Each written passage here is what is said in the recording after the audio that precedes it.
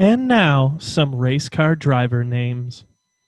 Memo Gidley, Rusty Wallace, John Force, Will Power, Dick Passwater, Duck Waddle, Jimmy Bly, Milka Duno, Scott Speed, Rowdy Burns, Jensen Button, Kurt Busch, Dwight Merriman, and Dick Trickle. Some of these are fictional, and one is very offensive to Andean mountain tribes. Can you guess which? We watch Days of Thunder and Driven. Wait, so I've heard Dick Trickle before. Was there also a Dick Passwater? Yes. From a long time ago, yeah. Get out of here. Wait, those are names of actual racers, not just ones that were in these movies? No, those are real. Like, those are most of them. Some I put the names from the movies in there too because they're equally as ridiculous as real life. But right. Yeah. Did you also say one was Dick Waddle? Duck Waddle. Duck Waddle. Right, much Duck more Waddle. sensible. And Will Power. Will Power. Right. And Kurt Busch? Oh, God. Great. Well, on that note, welcome to Citizen Kane Versus, where we compare a widely considered great movie with a movie that is considered to be more maybe on the schlocky side of things, and we ask ourselves honestly, which is better? My name is Jack Rennie, and I'm joined by my two friends, Sean Jacqueline. And Daniel Benoit. Just like a race car coming right in. And yeah, this week, or for Dan and I today, we watched Days of Thunder and Driven, one of the 6 movies named Driven. This is the Driven from 2001 with Burt Reynolds. The first movie that I started watching, I didn't realize until like 10 minutes in that it was the Jason Sudeikis Driven that was out in like 2018. Yeah. Nope. There's a couple of them. Never seen that one. Yeah, it didn't look very good. Yeah. Also, I just want to point out, are we putting a question mark at the end of schlocky now? Because the schlocky movie from this week may be the schlockiest film we've ever seen on this podcast. Oh, it is. So bad. Yeah, it's one of, I mean, spoilers, but it's one of the worst things I've ever had to like put in front of me for 2 fucking Yeah, it's hours. a long goddamn movie. It's so long. Anyway, we'll get into all of this. Right. I felt this week, after having seen both of them, that we have weeks where like the good one's really good, but the schlock is really good too, or the bad one's really bad. And I think these two kind of meet in the middle, because the schlocky one it's so schlocky it meets that schlocky it like maximizes schlock. But in my opinion, Days of Thunder also is like not that great of a film, so they kind of meet in the middle there. Oh, I could not disagree interesting. anymore. Okay. Anymore with you. But I hear what Sean's saying. Like, but as a counterpoint, I would say one of these meets the qualification of is a movie. Yes. Driven, yes. right? Driven. Absolutely Yeah. Driven. And and Days of Thunder is like a music video, I think. There were times where I thought that Driven was a music video. There were times where my brain just stopped being able to process what the movie was. Like this is how I liken it to. So you know that feeling when you wake up at like 7 a.m.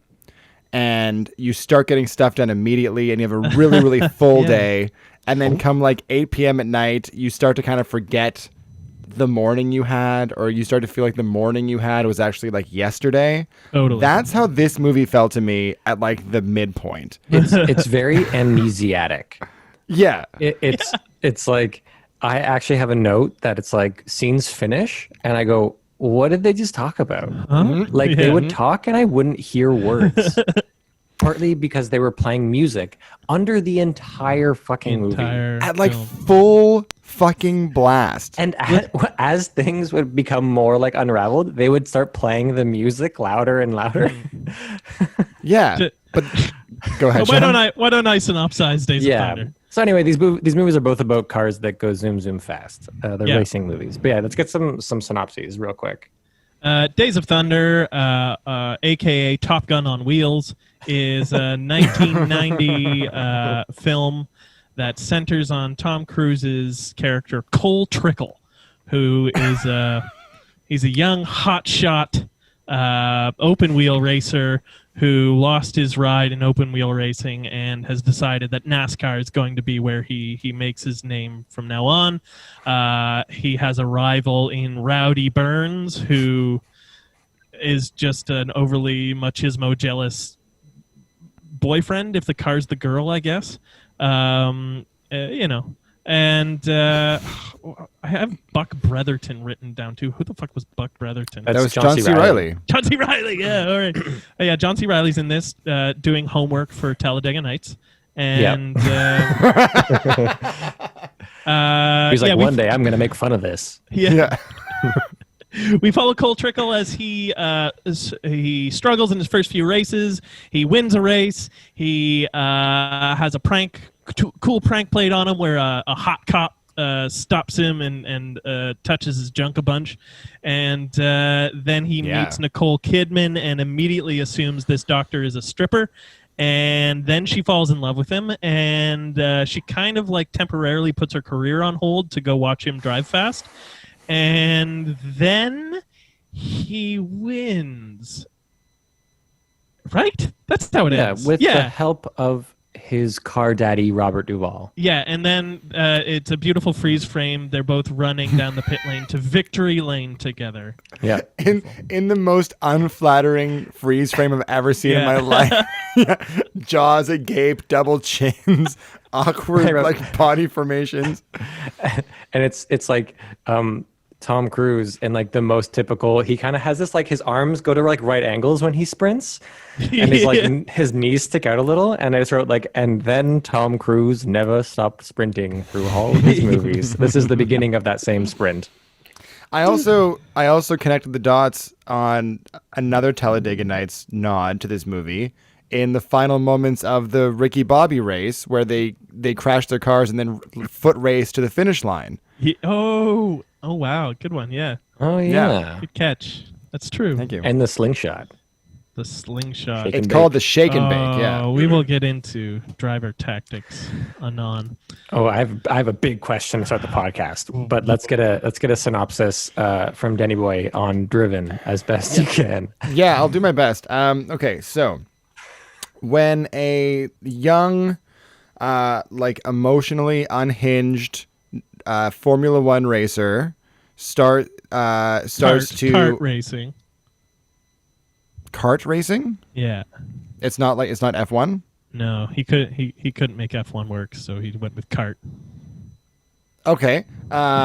Successful kart racer begins to kind of unravel and lose his footing as a racer.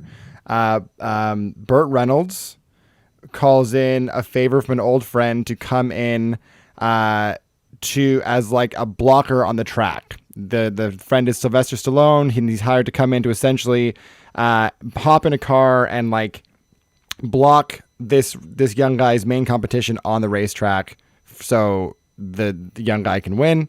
That doesn't last very long, and then Sylvester Stallone kind of evolves into this kid's life coach. I guess so. I guess. And also falls in love with a journalist who is there doing an op-ed piece on male dominance in the race car industry. I think the racing industry, racing sport. Thank you. Yeah, I think he also thought that she was a stripper. I think he was confused. Yeah. Wait, no, no. Yeah, right. No. And then this young driver, he falls in love with his main competitor's ex-girlfriend turned re-fiancée.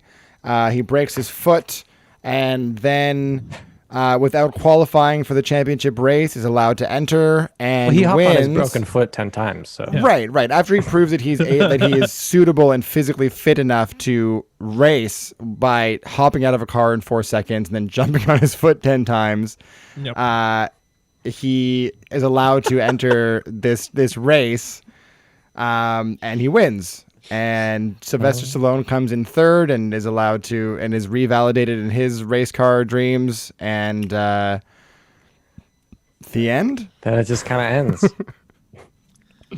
It also ends in a freeze frame of it ends. Both of these films involve our protagonist having a just stupid rivalry with another driver for no reason other than they both exist together, and then halfway through the film they both become best friends forever.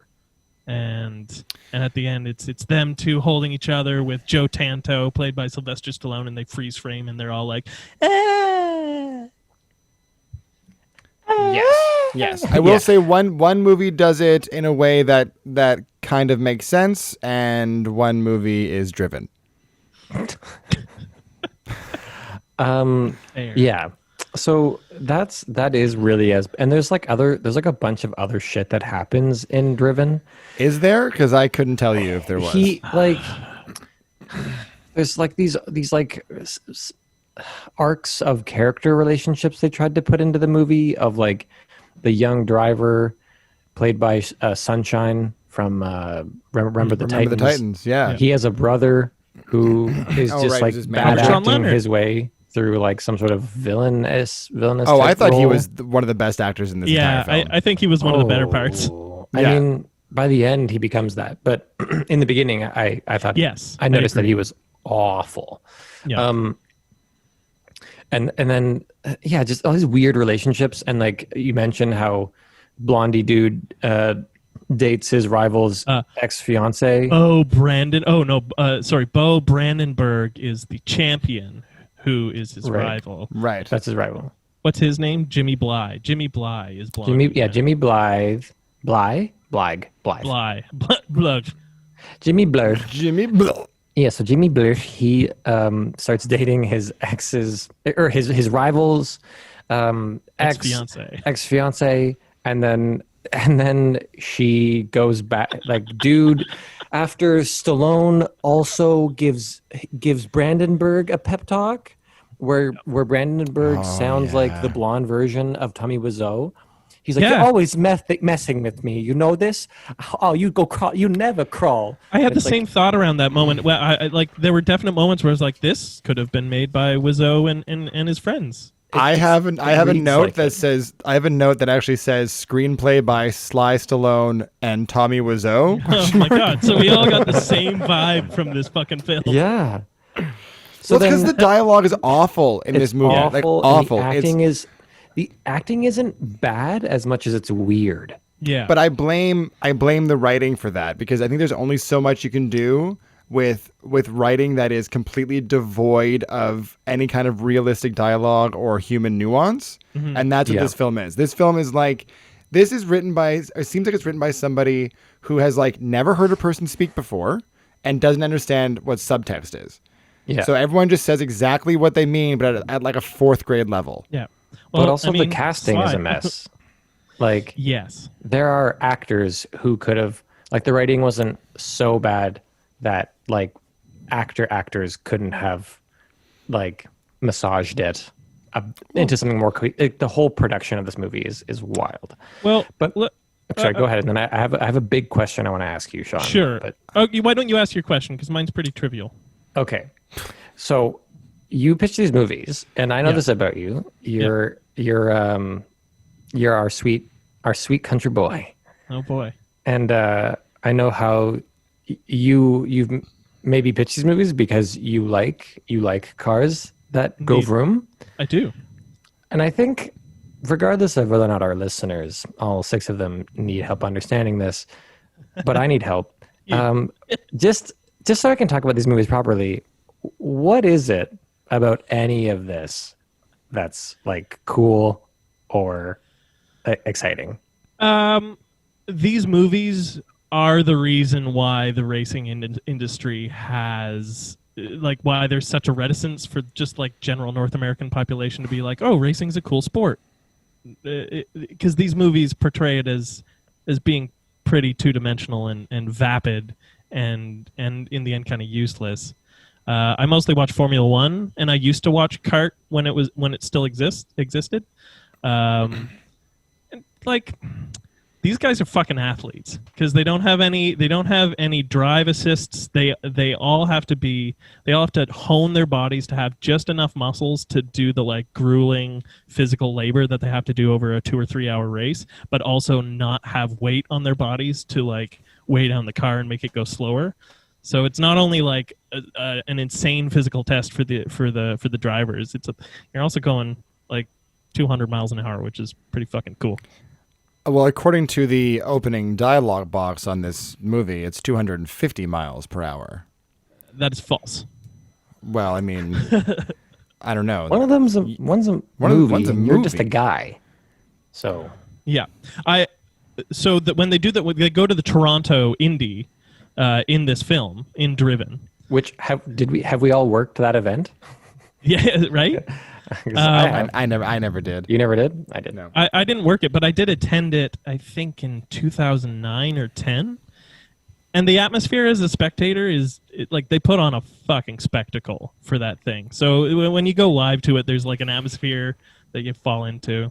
Okay. Yeah. I just, while we're on the topic of like spectators at these events, Yeah. I just want to point out that in Driven, when they are doing like the first pre-race montage at the Molson Indy, they have like a couple of shots of landscapes of the racetrack, and then they cut to like an extreme close-up of this middle-aged woman's cleavage, and then just like 7 shots of different mid to like extremely obese people shoveling hot dogs and tacos in their mouth. Yes. Yeah. And I was like, which movie is this? Because it could be either one. This is Driven. This is Driven. This is Driven. Although you're right, it could be either one. I went to the Daytona 500 about Holy shit. like 13 years ago, 14 years spectacle. ago. Yeah, but like the way they depict the spectators in these movies is bang on. Yes. Bang on. Oh, Yeah. My first note for Days of Thunder, just as the opening of the movie and the opening shots, and I was like, 3, 2, 1, Confederate flags. Yeah. All in a row. Confederate flags. Yeah. Like all over. I have another question for Sean. Yeah. Okay. You didn't fully answer. I wanted to know what it is about racing that has a draw, but I kind of got a bit of it. But we'll talk about it more. Yeah, it's the excitement. I like watching Formula One. Certainly, there is driver craft that neither of these films actually portrayed. There's strategy and there's nuance to planning out how you attack a race based on the track, based on the tires you have, based on the engine that you're running and stuff like that. So this movie was like, here's some cars and they go fast real good. Right. I mean, both movies did talk about the shake and bake in like varying degrees. But okay, so 2 questions. One, you talk about these guys being athletes and the fact that they have to really monitor how much muscle they have in their bodies, which is something I kind of already knew. So I'm right in assuming that Sylvester Stallone is way too fucking muscular to be a Formula One driver, right? If you look at the montage where all the dads were dropping off their kids, those are drivers, and you'll see that they are incredibly slim, except where they need muscles to like press the jam on the brake and the gas, and so like gigantic calves and forearms essentially, and necks, because they're pulling sometimes 7-8 Gs around the corners, right? So their necks have to hold their head in the turn, otherwise they're just doing this in the car. They're just flopping around. So is that something that they develop as a result of racing? Like, does that just develop as they race, or are they just sitting there doing fucking shoulder shrugs all day? They must have to train it yes. as well. Nowadays, every professional driver has their own trainer who every day, like, they have them on diet plans. They have them on particular workout regimens that hone them to be in the car. Back in the 50s, and probably back when Days of Thunder was being shot, especially in NASCAR, it's mostly like you'd chug a 6-pack, hop in the car, and go as fast as you could.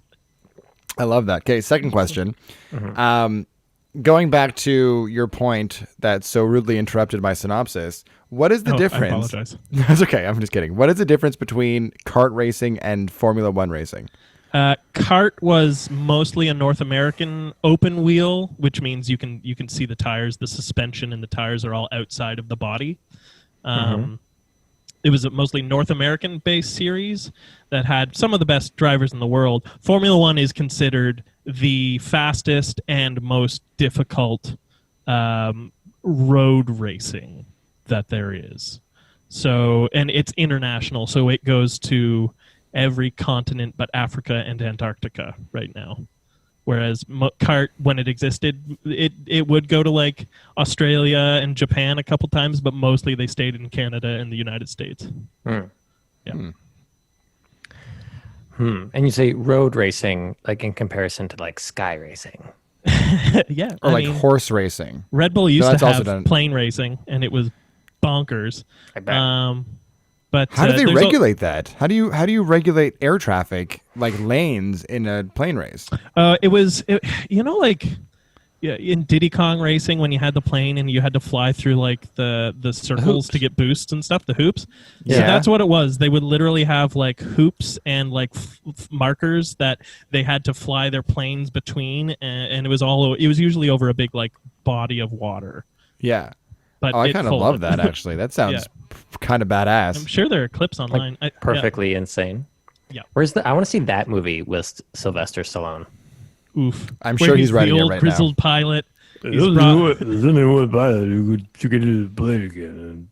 So there were some delightful Stallone mumbles in this movie where it was like him giving like a charm. You can tell like the other person was smiling back, like he was saying something really charming, but really he just went like, never gonna win. Yeah, what?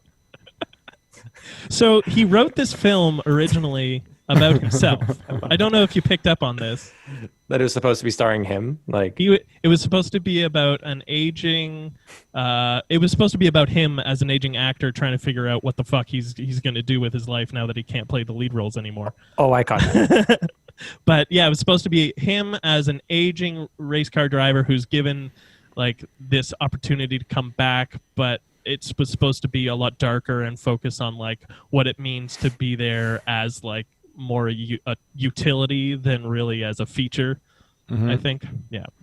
But instead they turned it into like a late 90s, early 2000s teen drama? But instead I think what he's trying to talk about happened in the studio was like, no, we're not going to put you in the lead of this, Sly. Let's get that young pretty blonde boy from Remember the Titans. Never acted again. Even act. Not like me. Can we also maybe just talk about the fact that this movie implies that every person who gets behind the wheel of a racing cart, has like acid flashbacks when they drive? You mean getting in the zone when? Is that what that is? Yeah, it was supposed to be the tunnel vision. I think. I couldn't tell if it was that or if like that kid was having just extreme anxiety attacks every time he was behind the wheel of the car. That can only be cured by humming. Yeah. Yeah, that's it. Yeah. Yeah, driven.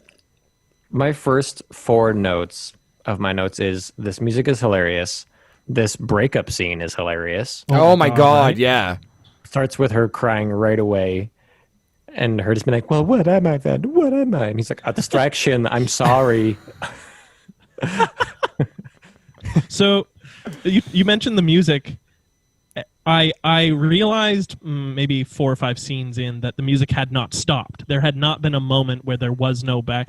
It took 14 minutes for this film to feel comfortable enough to have a scene without backing music, and it's just when Sly and Bo Brandenburg reunite for the first time. He's like, "Oh, you're back in the pit. You're back into pits," and he's like, "No, I just came back tonight for a little bit," and it's just for like that little exchange, and then the music comes right back in and just drags you away. Yeah, like comes in real hot. The music cranks in, like, and somehow every musical choice in this movie was the wrong choice. Like every single one across the board. There was one during the post race press conference when is it Jimmy when Jimmy wins again, and there's like this weird like power ballad playing. It's all weird late 90s power ballad stuff. Yep. I didn't understand it. Oh, no, yeah. Or like there's also like this like weird kind of angelic R&B song playing under like the final race montage while everyone's getting ready, and like there's like clips of people sleeping and like tying up their shoes, and there's just like this weird kind of like hip hop beat where people are like, oh, it's the soft rave vibe. Yeah. of music, where Yeah. it's people that are doing the rave, but it's like not wild and high techno yet. It's like just before the Matrix. It's like the song at the end of The Fifth Element where it's like and it's like, and someone's singing like, you know what it's worth. Yeah. Yep. Like it's all this vibe. Yeah. Yeah. No one, that's trademarked, by the way. flawless. That's a song that I'm working on. So no takesies. That'll be our theme song, right? Yeah, but I made a note at the end too that so there's all these like scenes, like there's one at the beginning of the movie. There are two in the last 10 minutes of the movie, I think, of just like assortments of shots. They're like sort of montages, but the editor seemed to have insisted that these songs that they put underneath it needed to play in their entirety. Mm-hmm. So these montages are like 3 to 4 minutes long. Well, they only have 40 minutes of script. Well, yeah, but then they accidentally made the movie 2 hours long. Yeah, with this movie, I stopped counting montages, but it had to have at least 10 montages. When you take into races, training, just like emotional moments that are for some reason turned into a montage. Some like a sweet, angsty race through up and down the same intersection of University Avenue in Toronto. Yeah. Mostly shot in Toronto, as you can tell. Mostly shot in Toronto. And mostly at Queen Anne University. And there was one part where I think it's where where Jimmy Bly first bumps into his rival's ex-fiance in the bar, and it's like part inside, part outside bar. Yep. And the music was obnoxious, as I'd already come to assume from this film by this point. Mm-hmm. But somehow I was still hearing the wind that was being picked up in their mics. So kudos to the editors on this one. Oh, there's one scene, the very first scene where Stallone reconnects with his ex-wife, Gina Gershon. Gina Gershon. Oh my God, and stupid bitch. All of her dialogue is echoing. His isn't, but all of her dialogue echoes through the entire scene. Beautiful. And I was like, how did nobody catch this? This is beautiful. That must have been why they were playing the music so loud all the time. To hide all the terrible dialogue? To hide the dialogue, to hide terrible acting. Like there are moments that I noticed people going off the rails with their acting and the music just getting louder. Like I've never seen anything like it. Like I've never seen someone run so amok with music editing in a movie. It's such a weird thing. Who was the director of this movie? Tommy Wiseau, probably. Let me look that up real quick. Look it up. There's some, Dan, I don't know if you noticed, again, as our more technical guy on the show, how much like bad handheld camera work there is. The first scene between the brothers where they're like having a conversation on his like tour bus or whatever, there are fully shots where like it starts like under his chin and then it like is like like comes up and like finds his face and like doesn't follow him. It's nuts. Yeah, but I think the problem though is that wasn't. I think that was a choice because if you also notice, almost every single close up is like in constant zoom. It's constantly pushing in on people's faces. I think that they were just going for like. I think that is the kind of edgy approach they were trying to take. We're making everything kind of like dramatic in like the handheld vibe and always kind of pushing in on a close up to make it feel more dramatic and more intense. And it actually just ended up being a clusterfuck, like a gigantic mess. Maybe, but if you saw it again, you might see what I'm talking about. Part of me thinks that they just didn't have room to film this on this tiny, like they were just like all cramped into this tour bus, and it was because like the camera guy was like climbing over a chair. Maybe, but I think just generally the goal of this movie was to try and just shoot everything as tight as possible. Everything was like a zooming in close up or like a close up profile shot from like a slight high angle. Sorry, or another conversation near the end between the two brothers where the camera just circles them 3 times. Yep. There was also I think it's a fight between Sly and his ex-wife maybe. And it's a close up of his face, and it zooms in, and then it cuts to her from the most outward point that we're used to, and then it zooms in on her, and then it goes back to him, and we're back out to that, and it zooms in on him, and it's like 6 different cuts back and forth where we're out back at our original position, and we zoom in on their face. The director of this film was a gentleman named Rennie Harlan. He is most notable for A Nightmare on Elm Street 4, Die Hard 2, Cliffhanger, Exorcist: The Beginning, Stallone movies, Deep Blue Sea. Yeah. Amazing. Die Hard 2, though. Yeah. Die Hard 2. That one surprises me. And even Cliffhanger is like a real movie. Yeah. From what I remember. That's pretty weird. Well, like, again, this was Stallone's pet project. He wanted it to be about Formula One, but the teams refused him access to like film their garages because it's so expensive what they're doing. They don't want any of their secrets leaking out. And Cart was like, "Well, we've got a series for you if you want to make a movie," but he had to get it financed himself. Right. Yeah, he had to get the movie financed himself. Oh, so he produced the entire thing. I guess, yeah, he's definitely a producer on it. So I think he went and like found backers. So he must have gone to this guy because he knows him from old films and been like, "Hey, can you direct this?" And he was like, okay, I guess. And he was like, "All right, but when Gina Gershon walks into the bathroom, the camera's going to start on her boobs and I'm going to pan up to her face. Yep. That or I walk." Okay, Sly? It's fine. All right, you can... Sure. And he's like, "Oh yeah, one more thing. Instead of having establishing shots of areas of the country that we're moving to, we're just going to show people like scantily clad women. It like every different raceway they go to, there's going to be a shot of 4 women in tube tops and booty shorts, but like in the colors of the flag of that country. That was their establishing shot. Correct. And they're also going to use the announcers Jeff Orkin and Dave Warchapter, which I had to stop and go back and listen to those names. They had them just explain all of the exposition for every scene. You'd get a little like 10-second sting of, well, Bly comes into this race knowing that he's got to win in order to maintain his lead in the championship.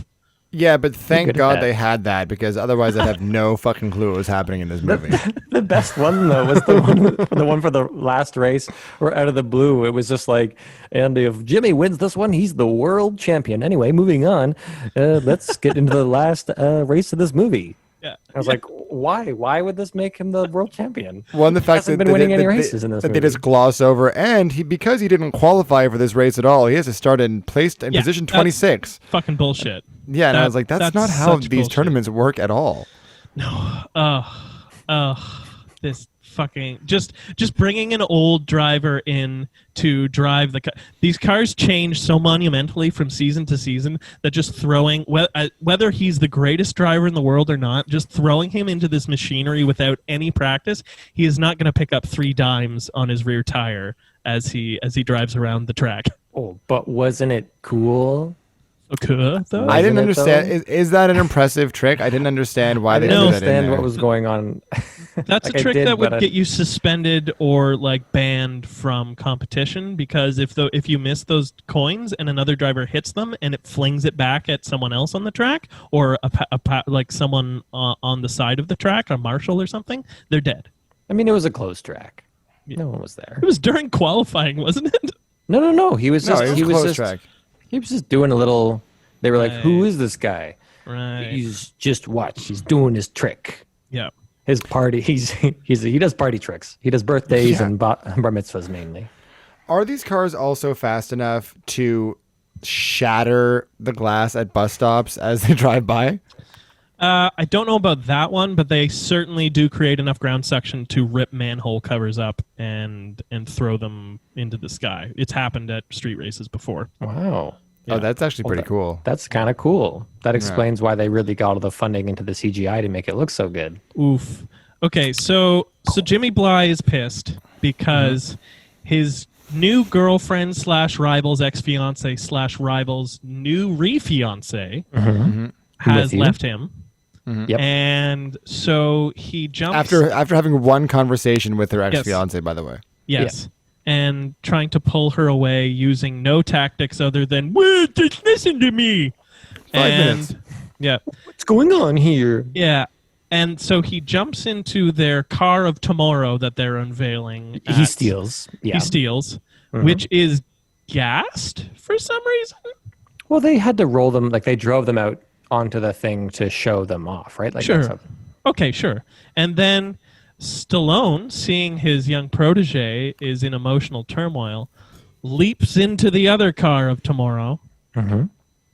And they race through New York to the Chicago to the docks. Yeah, Toronto to the docks without having, I don't know, like SWAT vehicles rolled in front of them to. They literally stop traffic on the road to have a weird like macho face off, and nothing happens except people kind of watch them for a little while and then they walk away. I remember because I watched this an hour ago. It's even better than that in this wonderful way that they just kind of like spin out to a stop in the middle of an intersection, and all these people, and there's like a helicopter with like a spotlight down on them, and all these people are running in like, oh my God, what's going on? They're having a fight. They're arguing about like, you can't just run away whenever, whatever. And then they just kind of pull off to a little parkette. This little parkette nearby. It's like one of those like little parks between roads on a wide avenue, and they just kind of go in there, a little bench, and in the background everyone's looking at the cars still like, oh my God, cars. And they just pull off for a little chitty chat, and then there are zero repercussions for that. They're fined $25,000. Oh, of course. Yes, by the kart championship league. For the most reckless endangerment that you could possibly imagine on like city streets. That the manhole cover, if that had hit Sly Stallone in the face, he would no longer have a head. Yeah. So movie, maybe correct that. Did you see the CG? Did you notice the CG heads when they were racing each other in the streets? Oh, I sure did. It was a thing of fucking beauty. What do you mean? I don't because think they hop in the cars with no helmets on, and for some reason, when they're driving, their faces are fully illuminated. So they've CGI'd their faces into the carts as they're racing down the street, and they look so bad, so bad. And again, it makes zero sense that the cars are like in shadow and in the dark, and then their faces are just completely lit. Yeah. It's a real treat. Highly suggest. No, don't go back. Don't go back and watch it for that. No. Can we talk about what the relationship history between Stallone and Burt Reynolds in this movie was supposed to be? Because they kind of imply off the top that it was like slightly romantic. And then interesting. Why do you think he's in a wheelchair? Well, did they ever explain that? Did I just miss a huge plot point? Because they talk a lot about how Stallone had it all and then threw it all away, and this guy was like right by his side the whole time and watched him crumble or whatever it was. They do not. They don't, right?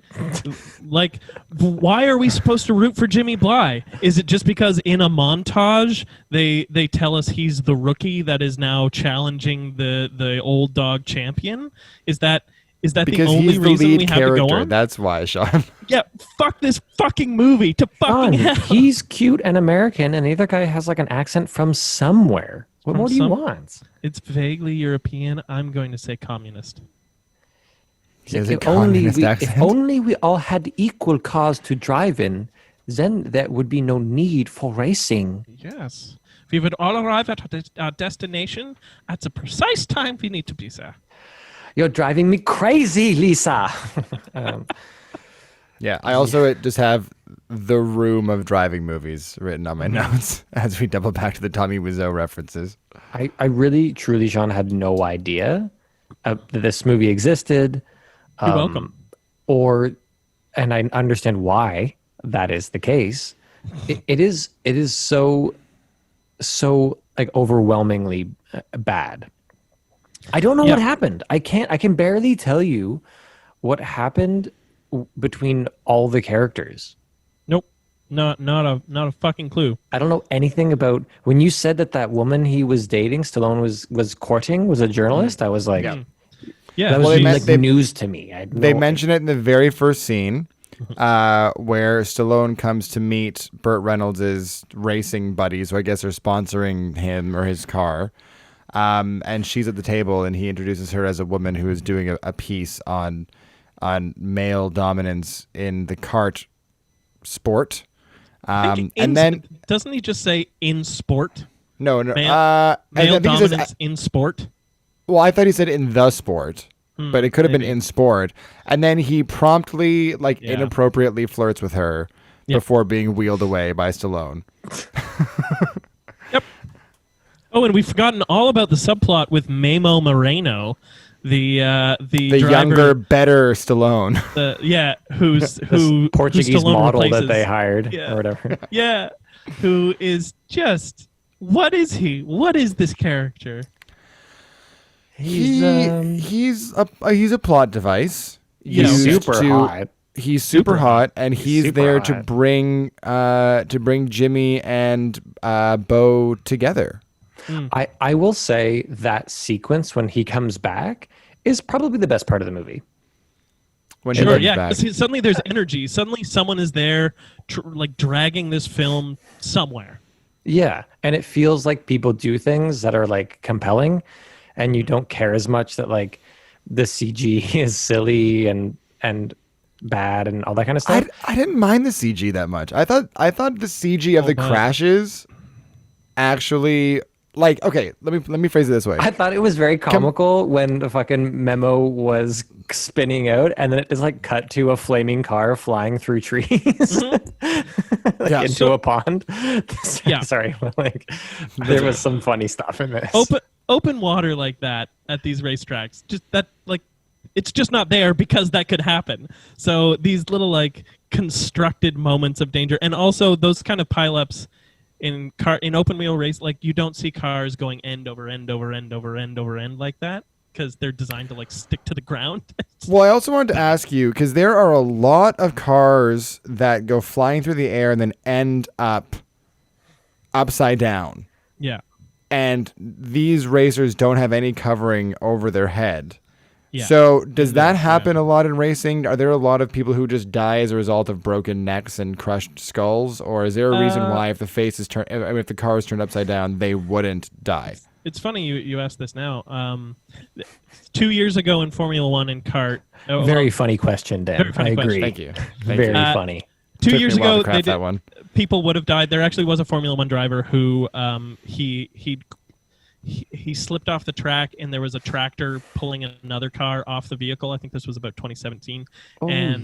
He slipped off, and just the trailer hitch of the tractor hit his helmet, and it put him into a coma, and he died from it. So because of that, they in Formula One, and they've enacted it, kart turned into the Indy Racing League, which is what it is now.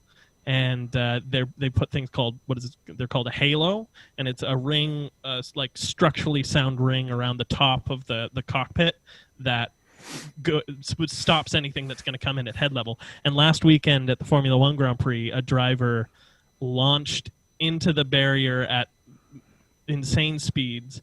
He wedged it was a steel barrier, so there was a top part and a bottom part, and his car actually wedged between the two because he was going so fast, and the barrier just failed. And in recreations you can see this halo bent the barrier, and he slipped through it completely. 2 years ago, if he'd done that, he would have been decapitated. That's fucking crazy. Yeah. Why would anybody want to do this as a profession? Okay, okay, so I guess to answer my original question, though, if a car gets flipped and ends up upside down, that person's dead if they land There are roll cages. They have that little thing that sits just higher than their head. Yeah. And they're supposed to triangulate it so that it's if it's upside down, this is rubbing. Yeah. And you're strapped in that you should always be below that, right? Yes. Yeah. Is that correct? Okay. That is correct. Makes sense. But things do happen all the time like that. And about a decade ago, a little nut flew off a car and hit a driver in the helmet because there was nothing kind of in front of it, and he was out for half the season and had traumatic concussions and stuff like that just because a little nut came off a car. Jesus Christ. Yeah. Anywho, that's terrifying. I need a new beer. I'll be right back. Oh, okay. But Vamp. Yeah, that was. I'll say to this once more to Dan though that sequence of Memo Memo Nemo getting hurt or like getting thrown way off the track, Yeah. and then watching Jimmy turn around and to like go help him was like, oh, you're doing like a thing that makes me want to root for you. Totally. And then even whatever other burger dude goes back and they're trying to make him not die and stuff. It was like a sequence. Like I remember, like I was watching, I was like engaged in that sequence. Yeah, I think that was the first time that it just looked realistic because they actually had someone. They actually had like a fake broken car in a pond that they were pushing. Yeah. Yeah, and they had some. It was also it was supposed to be like a wet, rainy day, and it was so one of those like classic movie things where it was very clearly like a sunny day, and yet they still just broke out they just like had the rain machine. The rain machine's going, and they were like, whatever, like it's good. They saved money on lighting. Now, is that also an issue? Sorry, Sean, you're like the resident expert today. Please, I hope I educate some potential race fans. I mean, we definitely have at least 3 listening. Is rain a danger factor in these races? Do they not have special tires that kind of increase the grip in wet conditions, or is it? They have tires that wick water away as they make contact with the ground, which creates a bit more grip. But in torrential conditions, most series don't race. They'll stop wait. races. Yeah. But a couple weeks ago in Formula One, there was like a really wet, slick race, and they postponed it for like an hour or so, and then like it was still raining a bit, and there were still puddles all over the track, but they were like, go. And it was some of the most fantastic racing, because then you actually see the drivers. There's no car advantage when it's a wet race. The faster car still has to go as slow as the slowest car to maneuver around the wet corners. So you actually see these drivers going head to head with their own talent. It's very fun. In this film, however, the actors have no talent, and they almost die. So yeah, honestly, I barely even know what to say. Yeah, I'm happy to leave this. There's like I have a couple other things that I kind of made notes of, like also with like the filming of the driving, that some of it is like in slow-mo, I think, and some of it I think is just shots of cars driving slowly that they cut in just like. There were a couple of shots that I wondered if they, in order to get all of the proper like choreography with the drivers, if they shot it at a really like the drivers were actually driving really slowly, and then they kind of shot it in slow motion to cover the fact that the cars are actually just driving slowly. I think you're 100% you know what I mean? correct. Yeah. But I think there are also a couple shots where they're just like drivers driving 10 miles per hour, like around corners. Yeah. But they just cut it in with cars going quickly, being like, it's the same. Yeah. See? We tricked you, fooled your eyes, didn't we? It was a really weird experience watching Days of Thunder and then immediately watching this, because the car choreography and the shots of the actual cars in that movie in Days of Thunder are pretty good. And then the first 5 or 6 shots of people racing in Driven are these like tight close-ups that make it look like people are just like ripping around on a go-kart track. It's dreadful. They just like cut between shots. They just have shots of different parts of the cars. They're like, here's a shot of the front, here's a shot of the tire. It's racing. There's no shot of it racing, but here's a car and here's them with wind on their face. Oh. Are you fooled? I'd like to point to the one character arc, I think, that is most indicative of the nature of this film, which is the ex-fiance turned girlfriend turned new re-fiance, who at the beginning of the film is blamed for Bo Brandenburg's losing. So he dumps her, and then he realizes a mistake, gets her back, and their final scene together, he says, you know, if I don't win this race, I'll blame you. And she says, that's what I'm here for. Great character arc, gentlemen. Yeah. Great character arc. Yay, Sly. There are so many things in this movie that just happen like that. That is a pretty good way to wrap up her arc, though, because she really is only there to help cause or jealousy. hinder the Yep, she is the drama in the film. Yeah. And the brother is also the drama. That's what the brother, yeah. Yeah, he's underhanded and sneaky and punchable. Race films often, like, with the exception of Rush, which I think is, and maybe most recently, what was that? Ford versus Ferrari. It has some pretty good, like, racing stuff in it. But most race movies fall victim to needing to appeal to a wide audience to make money because they've sunk money into these cars and crashes and shit. And in order to make that happen, they jam these just dreadful romance and love triangle plots into them. And so pretty much every race film, with the exception of Rush, has a dreadful love story that destroys any through line. But I kind of got the impression from this movie that Stallone was actually going for more of a character drama than a racing film. For sure. I don't think that this was just to appeal to wider demographics. I think that he thought that he was writing a real, like, human piece here. Yeah. Well, because not to let himself be outshone in the you're Sean. Not to be outshoned in his movie that was meant to be his vehicle. Boo! Boo! I'll boo myself for that one. Boo! That was good. I liked it. There are two love triangles in this movie that are essentially the same thing. Yep. There's a love triangle that we've been talking about. What's the other love triangle? That Stallone's ex-wife or his ex-partner wife, whatever, is Gina Gershon. Yeah. And who's with Memo Moreno. Oh, right, but he's not trying to get back with Gina Gershon. He's in love with the man-hating journalist. Yeah. Yeah. But still, it's still a thing where it's not like she's trying to, like, get under his skin and, like, get back at him because he hurt her. So she marches in her, like, denim hat, her denim pimp hat. Her early 2000s outfit. Yeah. Her outfits are the most tonally upsetting thing. Yeah. And then she wears, like, a mermaid dress later. It's like, doesn't generally find Gina Gershon to be upsetting usually. Maybe that's the roles she gets, but she was, I'm not mistaken, right? It was her in Face Off, right? Yeah. That's her. Was she in Face Off?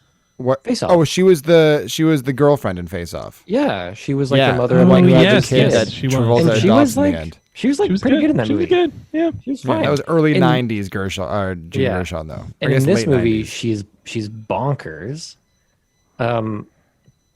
And yeah, but that other love triangle is also, like, totally, I guess it's not a full triangle because there's also the journalist, but they fight.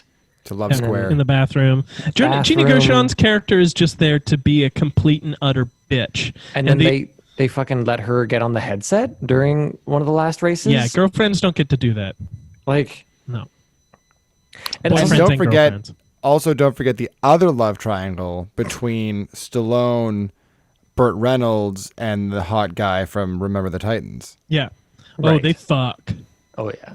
Well, they straight up use honestly, his wheelchair as a sex aid, and it's kinky. They strap it up like a swing. But am I the only person who felt like they were trying to imply that there was a bit of, like, a romantic history between the two of them off the top?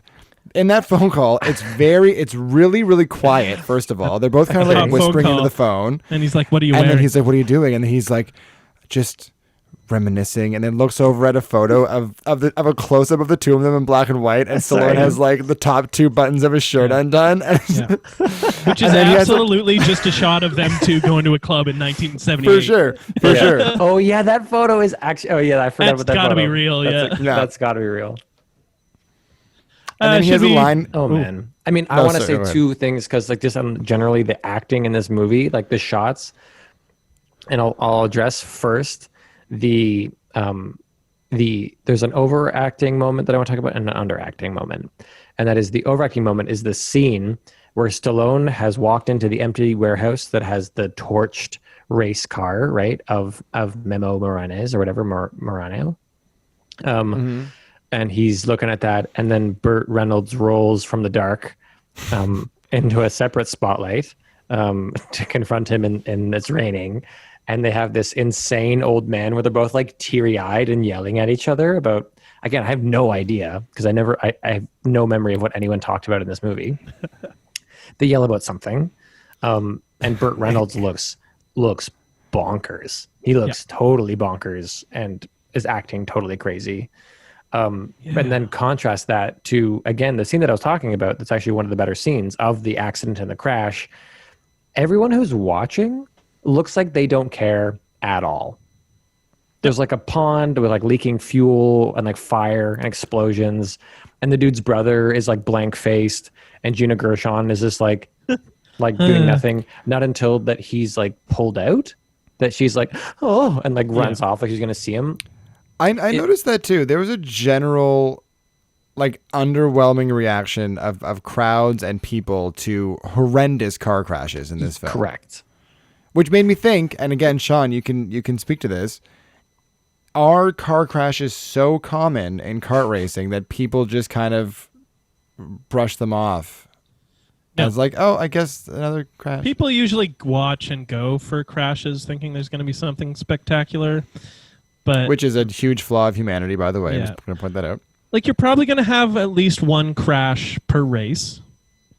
And 10% of the time, it's going to be a really crazy crash. So, like, maybe once a year you have a horrifying crash like that, perhaps. Where someone, like, dies? What is the mortality rate for kart racers and F1 racers? For kart? In F1...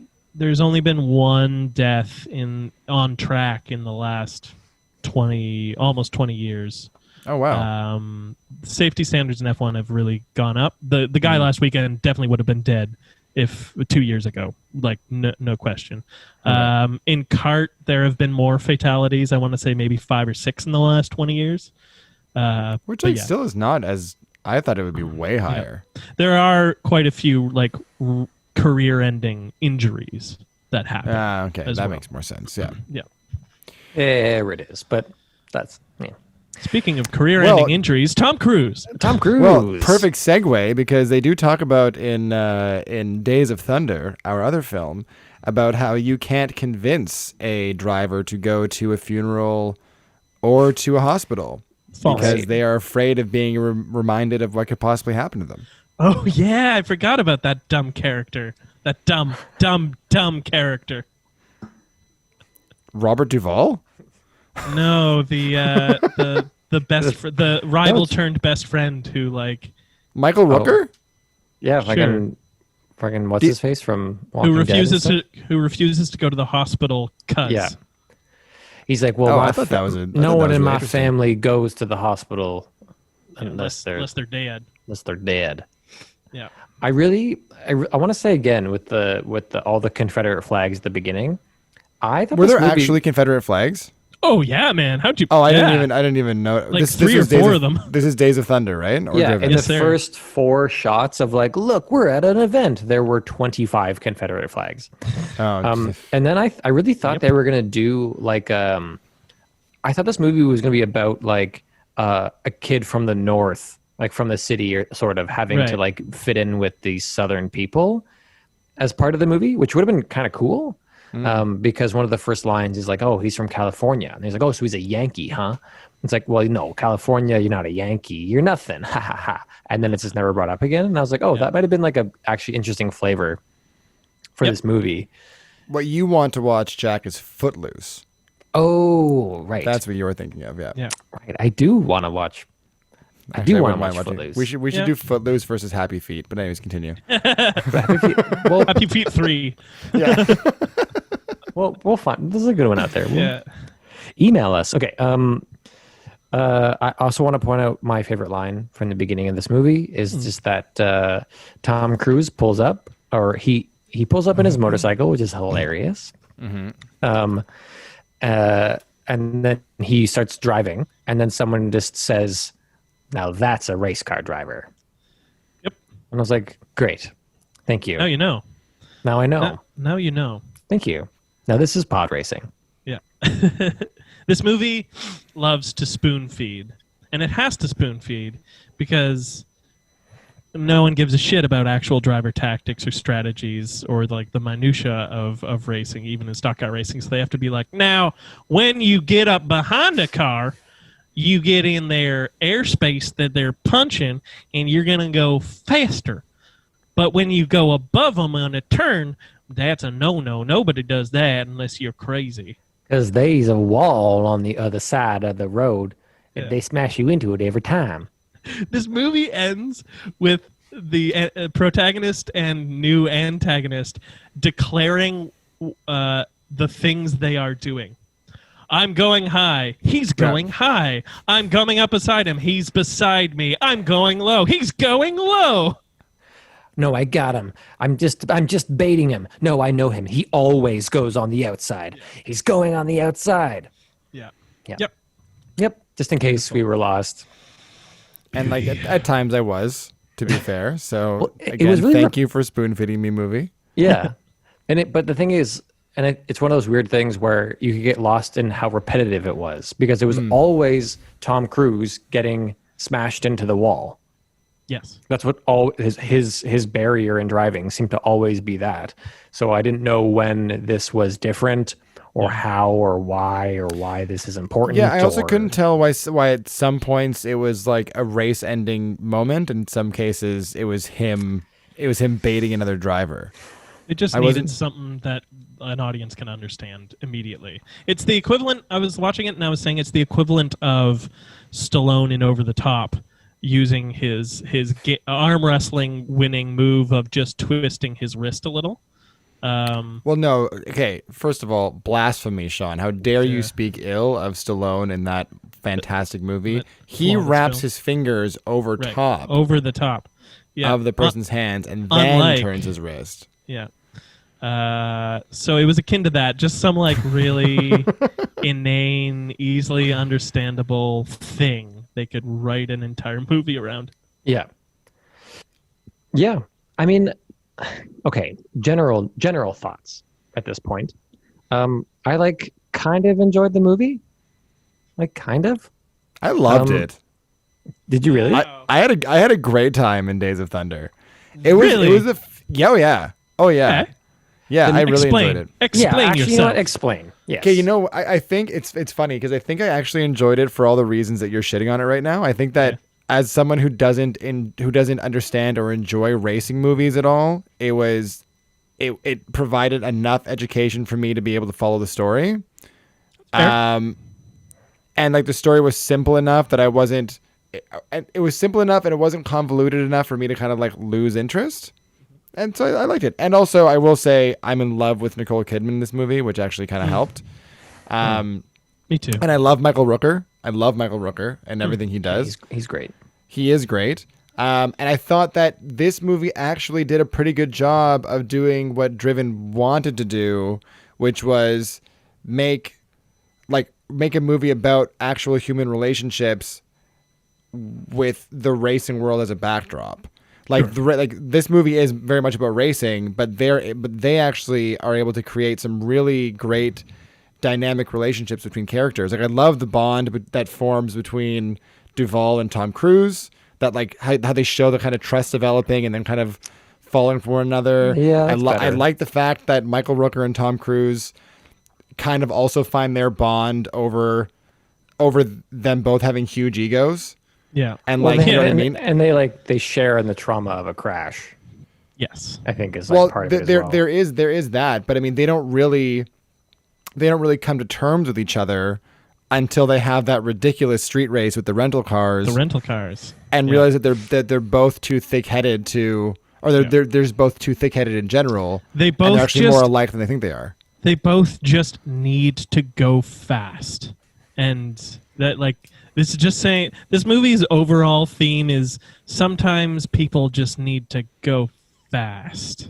Right, but I mean you're simplifying it and making Yes. and making fun of it, but that is a real Absolutely. thing. There are people who are adrenaline seekers, or there's Yeah, of like course. certain things that are in your blood, right? And Yep. especially for Michael Rooker's character, his thick-headedness comes from a long line of people who behave that way. Yeah. And there's a certain kind of machismo that comes from being from the South. You know what Sure. I mean? So like there's just stuff there that made sense and which allowed me to kind of invest in the characters a lot more than in Driven, where that was complete. It was devoid of all of that. Yeah. So that's why I liked it. For sure. And I agree. Like, I enjoyed elements of those relationships for sure. You know what I I mean? wish they were written better. Every single scene followed the same pattern of, like, the two characters are getting along fine at the start of the scene, and then someone says something pretty innocuous that the other one takes offense to, and it starts a fight that seemingly comes out of nowhere. And then the fight suddenly stops, and they arrive at a conclusion together, and the scene is over. Which, okay, that sounds like a good scene, but there is no cause for the conflict. It is just, now is time for conflict. Now is time for resolution. Now is time for scene to end. I don't remember. Can you remind me of one scene that happens like that? Okay, hit me. Yeah, when he's got Nicole Kidman in the car, and I think he just and they're getting along fine. They seem like really lovey-dovey, and it's great. And then is the taxi race? Yes. And then then the taxi pisses him off. So he chases the taxi, and then she's like, "I'm done with you. We're over." No, but there's already built-in tension into that scene because she's frustrated that he won't go see what's-his-face in the hospital. Right. Because he's afraid of facing what the dangers of the industry that he's in or the sport that he's a part of. Sure. And she's a doctor, and she understands that like it's important for him to realize that and also see that guy. And he's also playing it off as, I just forgot about it. So that is how that scene starts. And then she gets pissed off that he locks her in a car as he engages in this incredibly dangerous street race. When he like kidnaps her and like I don't even know how to describe what he's doing to her, but it's fucked. You're racing around with her. There's another one with... Because I actually liked Nicole Kidman in that scene. I thought that was a dope little speech. Well, because Nicole Kidman's a brilliant actress, and they actually gave her something. Yeah, and also her hair is beautiful. Only in that movie. scene. The rest of her part sucks. Yeah. The rest of her whole character is really messed up. Why don't you come with me to Daytona? But I have all my own practice, and I work at this neuroscience hospital. And no, why don't you blow it off? Okay. Because here's the thing, because Dan, I agree with what you're saying about the relationships with, I'm just gonna call him Merle. I don't know, Michael Rooker, that's his name. His name was Rowdy or Rowdy Burns. With Rowdy and Robert Duvall, and that was all fine. Like those characters were interesting. It's actually I didn't like Tom Cruise that much, and his relationship with Nicole Kidman is like it's just. It also came across like stuff from The Room at times. Their like pillow talk scene, super awkward. And the originals, the first scene where they kiss, where she's like trying to give him a physical, and then he's trying to kiss her, and then he walks out and he's like, why were you ignoring me? And he does kiss her, and she storms out, and then he comes out after, and she's waiting for him in the hallway. And he's like, I don't understand. Why are you ignoring me? And then she kind of steps to walk away. And then she's like, I wasn't ignoring you, and then throws him against the wall and starts kissing him. And my favorite thing about that was just the size difference between their two bodies in this movie. I've never seen a Tom Cruise movie that highlights so well how small of a human being he is. Oh, but especially next to Nicole Kidman. They were working so hard to never show that. I noticed it when he first arrives, he's so much more in the foreground of all the shots, just so you can't tell how small he is.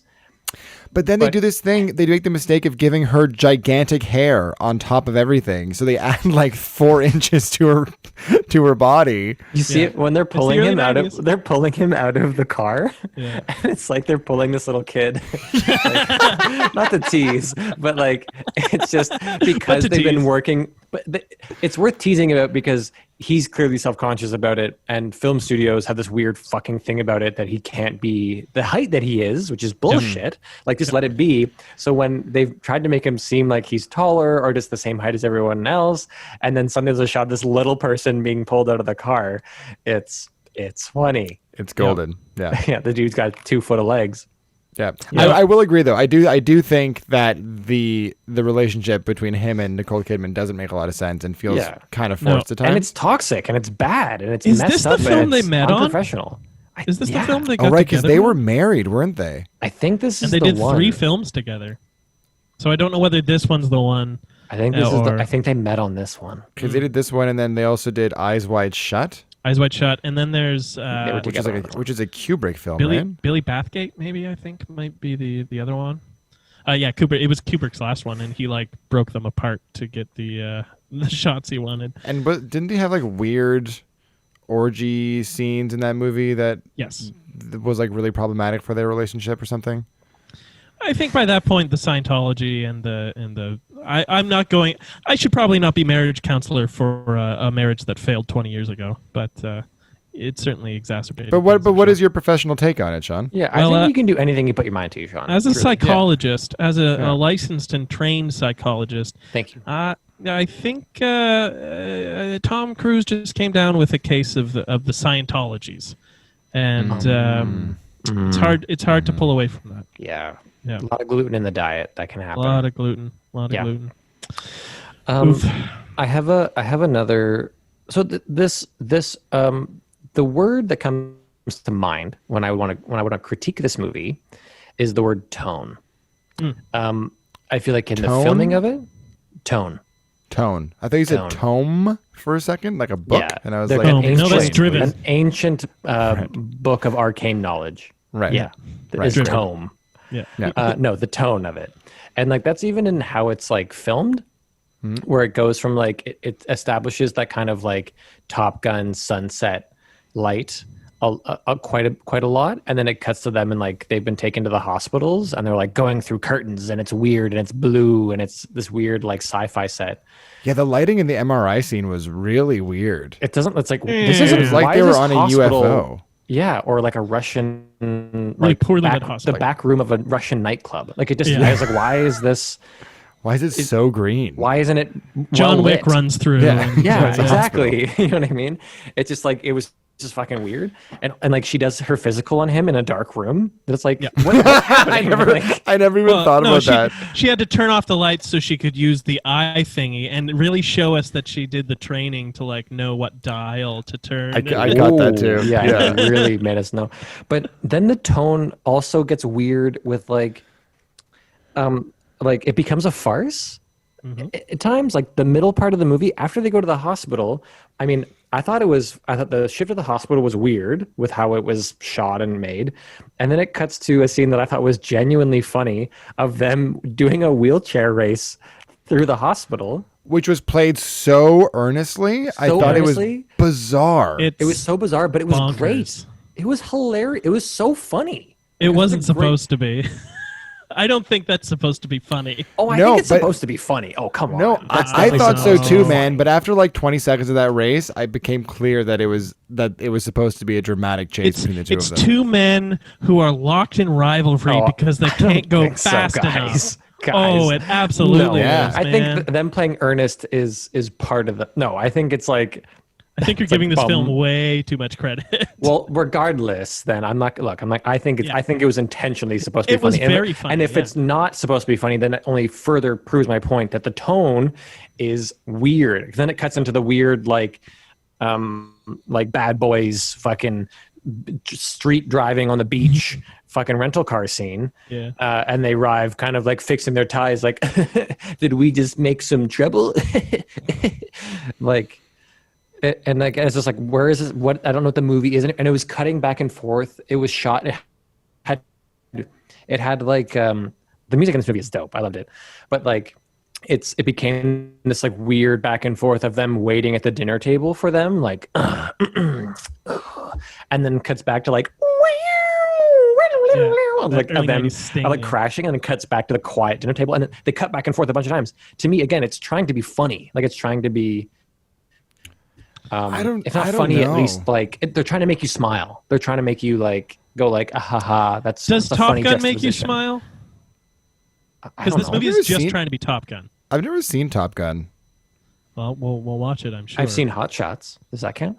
Yes, absolutely. But it's just That's what I mean, though. Like the tone just gets weird, and then it gets really dramatic later on when it's like it's like Michael Rooker's like brain damage it's like brain surgery, and he's like, I need you to do the race for me, and it's like you were just having like a quirky wheelchair race like a second ago. Like I'm not saying you can't do different things in a movie. A brain aneurysm. It's brain aneurysm. I don't know. I think I'll say two things. Yeah. One, the only part in this movie that I thought they kind of veered off track, no pun intended, was around like dealing with the initial injuries of both of them in the hospital. There was the weird wheelchair race. There was the rental car race, which seemed really out of place. Yeah. And also there was that weird meeting they had in the hospital where for some reason they were both in the room to receive everybody's medical commissioner or whatever. Yeah, to get everybody's medical report. And I was like, I'm pretty sure there's a certain level of confidentiality that goes along with something like this. This is not how this would play out. But that said, I think that generally they stuck pretty good to their tone, and I also think that it's not a misstep of a movie to have like emotional peaks and valleys, right? To have moments of levity and then to have really dramatic scenes. I think that kind of adds to it. If you have these scenes that kind of are there to endear you to what was just the antagonist, and then show us a scene of him dying of a brain tumor or whatever he has. Yeah, but usually, not that this is a hard and fast rule. I don't want to act like we are just guardians of the rules of cinema. But like usually, we do determine exactly like what is good and bad in films. But I don't want to let people know that we are those people. We are the gatekeepers. We're supposed to be secret gatekeepers. Damn. Sorry. Usually though, in a movie, they'll establish that tonally earlier on. You know what I mean? It'll be one of those things where usually it's a bit more of like a regular up and down through the movie where you go, oh, this movie's going to kind of go back and forth between having some levity, but they're going to surprise us with these moments of deep, and then they're going to bring us out of it with lightness, and they kind of build that into it, like those like the serious Robin Williams movies and stuff like that. But this is not usually, is it like the beginning is quite serious and then the middle is like quirky and weird and then the ending is quite serious again. Usually that's not like, it's not one big down, up, down. It's usually more of like a thing throughout is what I'm saying. Yeah, all right, I'll go through that. I mean, I will say that they do pepper in some comedy early on when they have a really hot cop grab Tom Cruise's what seems to be gigantic. Was that funny? Was that? Oh, no. Can I get one thing in? Sorry, Sean. That's okay. Can I speak funny? for Fucking one alarm. fucking second? No. I just have one last thing on this film, if you'll indulge me. Yeah. Did either of you read the Wikipedia page for Days of Thunder? No. Sure didn't. Oh, thank God. Okay. Enjoy. Principal photography took place in early 1990 in and around Charlotte and Daytona Beach. It was plagued with delays due to frequent arguments on set between Simpson and Bruckheimer, the producers, Tony Scott, the director, and sometimes Town, the writer, over how to set up a shot. Crew members sat idle for long hours. Some later say they had accumulated enough overtime to go on vacation for 4 months after filming was completed. The completion date was pushed back many times. It was completed 3 months later than originally scheduled. At one point, following the third revision of the shooting schedule in a single day, the unit production manager confronted Simpson and Bruckheimer and was told bluntly that the schedule no longer mattered. In Daytona, Simpson and Bruckheimer spent $400,000 to have a vacant storefront in their hotel converted into their private gym, with a large neon sign saying Days of Thunder. Simpson also kept a closet full of Donna Karan dresses to offer the attractive women his assistants found on the beach, and held private parties with friends like rapper Tone Loc. Town also played a role in the film's increasing costs by scrapping more barn scenes when he didn't like either of the two barns built to his specifications. The original budget of $35 million nearly doubled. And in addition, when Tom Cruise failed to win an Oscar for Born on the 4th of July, they had more budget cut from the film. And let's see. Wait, they cut money from the film when he didn't win an Oscar for another film? Indeed. And despite the budget overruns and delays, it was only after shooting was finished that the filmmakers discovered they had neglected to film Cole Trickle's car crossing the finish line at Daytona. $9 million of the film's budget plus gross percentage went to Tom Cruise. This is a beautiful thing. Wow, they forgot to film the finish line moment? After spending $70 million on a $35 million film. I love that $500,000 of that went to a personal gym in the hotel. Yeah, $400,000 went to the producer's personal gym. That they put a neon sign on. Yeah. And they had a closet full of sexy dresses for beachgoers. That the assistants found on the beach. Yeah, they must have gone down and been like, "Oh, do you know this? Oh, he's a movie producer. He's got a role for you. He's got some dresses he'd like you to try on up at the hotel." Working with Tom Cruise. Working with Tom Cruise. Yeah, Tom Cruise. You know, in the '90s when that was just a thing people were allowed to do. I'm sure they're still doing it now. Oh boy, that explains something that I'm going to mention in our next little lightning round. So likes and grapes. Likes and grapes. Likes and grapes. So the timer is gone. It just means you have to shut up now and stop talking. And any further likes and grapes will have to be aired in our lightning round called Likes and Grapes. Pow pow pow. So likes and grapes. So I'm going to jump in with Days of Thunder. I got a one like and some grapes. So my like was just every time Robert Duvall threw his hat on the ground. Mm-hmm. That I liked that a lot. Mm-hmm. Gripe is kind of like it's a through line of the entire romantic relationship of him and Nicole Kidman, of the setup of the police stripper so that he could put her hand on his dick. Is rough. Mm-hmm. It's rough, real but bad. She she doesn't mind because he's cute, so that's okay. Whatever happens all the time, I guess. Whatever. And then he finds her address somehow. Someone gives him her address so he can send her a bunch of flowers, and that's like cool because she likes her it. address. I thought you said he found her address. No, he's not the producer of this film. Did I miss that scene? What happened? And just the whole general vibe of like it's okay because she's into it. Like when everything he's doing is really fucked with her and to her and around her. Both of these films are like just wrapped in misogyny, which to be fair, the racing world is wrapped in misogyny, and it's only just breaking free now. Yeah, I mean that's why that journalist was doing the op-ed piece on. Yeah. Why the only female journalist they had was doing a piece on male dominance. Yeah. And then the other thing that I forgot to mention, but it is definitely a gripe of the whole tonal thing that I was talking about, is that it cuts pretty quickly back to like so dramatic that Tom Cruise goes to see Michael Rooker and like waves a baseball bat in his face and shouts at him and like hits his pool table. And I was like, you guys were just being quirky friends in Bad Boys like a second ago. What's going on?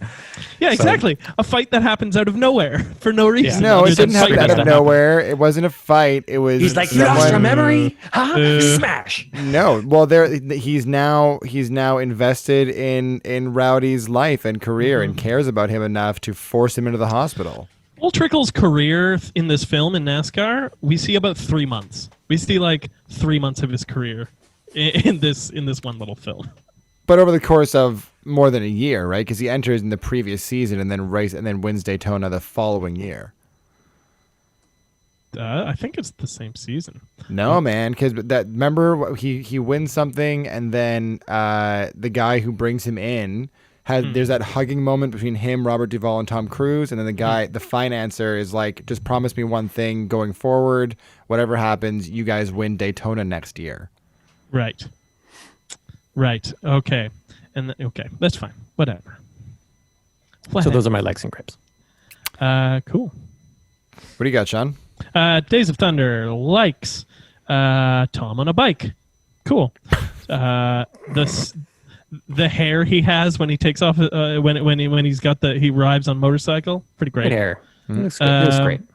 The music for the first 3/4 of the film, loved it. Loved it all. except at the end. We look the line. We look like a monkey fucking a football out there. Beautiful. Wheelchair race and the amount of cocaine they were on writing this film. Gripes. Everything he does as a driver and they do as a team.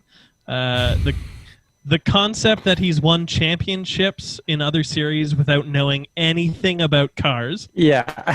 The fact that he falls for, I've put special tires on the car so you can do anything you need with them. Just fucking idiotic that he would fall for that.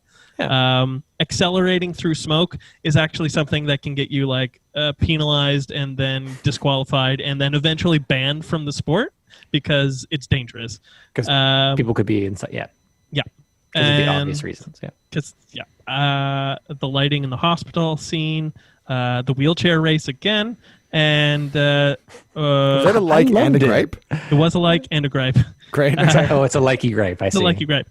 Mm-hmm. And the weird music during the sex scene. It was very odd. Yeah. Everything during the sex scene. Yeah. Daniel? Wait, was there a sex scene, or was there just a scene of them, like the pillow talk? Of him showing her how to race with talk. Splenda? The pillow talk that ends in him, sweet and low. Because he goes sweet and high with her. You know? He has to reach up high because he's so short. He's so short. Okay. Well, I don't have very many because most of my stuff has been said. I liked that the story was by Tom Cruise. Didn't know that. I liked Michael Rooker. I liked John C. Reilly. It is. Yeah, it is by him. Hilarious. I liked Robert Duvall's seductive monologues to the cars he was building. That whole fucking scene. Those weren't bad. You take care of him now because he can't do everything on his own, so you got to protect him.